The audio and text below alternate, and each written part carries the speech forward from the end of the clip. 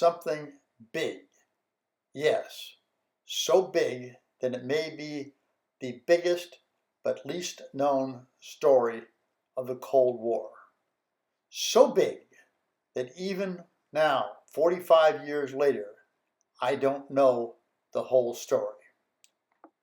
I'll tell you what happened to me, and then in the second video, I'll give you my analysis of what I think happened in the world. In late October 1969, I was a U.S. Air Force fighter pilot based at Osan Air Base in South Korea. We had the excellent F-106 fighter plane, and we were feeling supremely confident. This cartoon appeared on our bulletin board. Patience my ass, I'm going to kill something. I had just faced down some MiGs off the coast of North Korea at Wonsan, and I felt invincible. Then we got a very strange order. We were going to have an exercise, a secret exercise, but we would do no flying, we could not run any aircraft engines, and no South Korean contractors would be allowed on the base. It didn't make sense. We sat on high alert for a week, but we weren't allowed to fly. We couldn't run our engines to check our airplanes. Nobody on the base could fly. We couldn't even get supply planes in with the parts that we needed for our aircraft. This didn't make sense. I picked up the English version of the Tokyo newspaper and read that for the first time since the end of World War II, there were no American submarines in port in Okinawa. I picked up an American newspaper that said that the U.S. aircraft carrier had departed Jacksonville, Florida so fast that it had left most of its crew on shore and they were having to be ferried out by special planes. My wife wrote to say that there were new airplanes in our squadron hangars. That meant to me that the Air Force had dispersed its aircraft as if we were expecting a major war.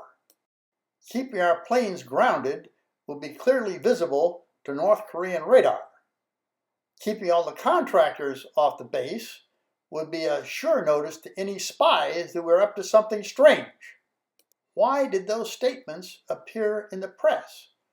Suddenly it occurred to me that all these things would be highly visible to any Russian spies, but would be invisible to the U.S. public.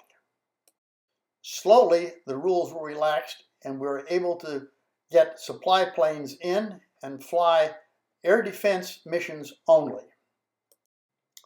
Suddenly, the scramble horn blared, and in a few minutes, my wingman and I were airborne and headed east over the Sea of Japan after a Russian airplane. As we got out there, the Russian turned and went home, so we turned around to go home too. We were in international waters off the coast of Wonsan when I looked down and saw a fleet underneath me, clearly warships, 7 of them. I left my wingman up for radio relay. I asked for permission, got my permission, and went down to have a look at what these ships were doing. As I got down to low altitude, I saw that the ships were dead in the water and that a fishing boat was leaving the ships and going toward Wonsan at high speed. A fishing boat at high speed? It couldn't be.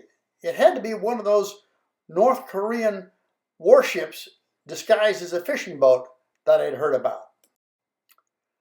I had an Air Force issue camera with me, and first I turned toward that high-speed fishing boat. As I came closer to the fishing boat, it saw that I was coming, and it knew a fishing boat shouldn't be going fast, so it suddenly slowed down to putt, putt, putt, putt, putt. And I flew over it. I couldn't see anyone on the deck. Then I turned toward the Russian fleet. They were beautiful ships, and I think the largest of them was a Soviet cruiser, the Sverdlov.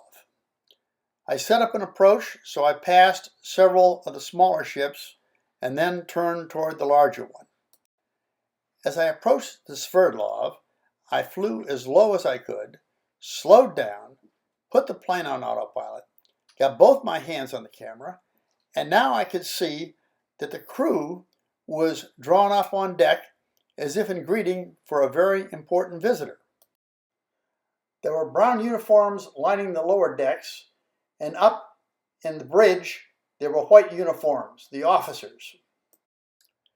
As I looked through the camera viewfinder, I saw that they had turned their turrets and those big guns were pointed directly at me.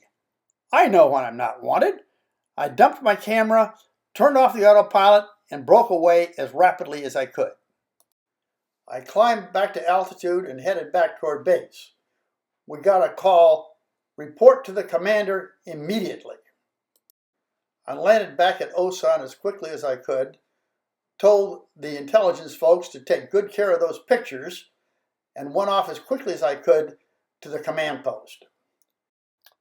As I entered the command post, the commander told everyone else to leave. Then he barked at me, "Hit a brace, Major." I hit a brace against the wall, just like in training, and he chewed me out like I've never been chewed before. After telling me in great detail what an idiot I was, he said, "Major, this was something big, something much bigger than you." He had me sit down and write a report, which he sent immediately to the Pentagon. He told me not to tell anyone about what happened, and I didn't for 20 years. I didn't talk to anyone, but I did look at reports and finally concluded that Russia had been about to attack China, and I may have stumbled across a top-level meeting between the Russians and the North Koreans to discuss what would happen if Russia attacked China. I'll cover that analysis in my next video.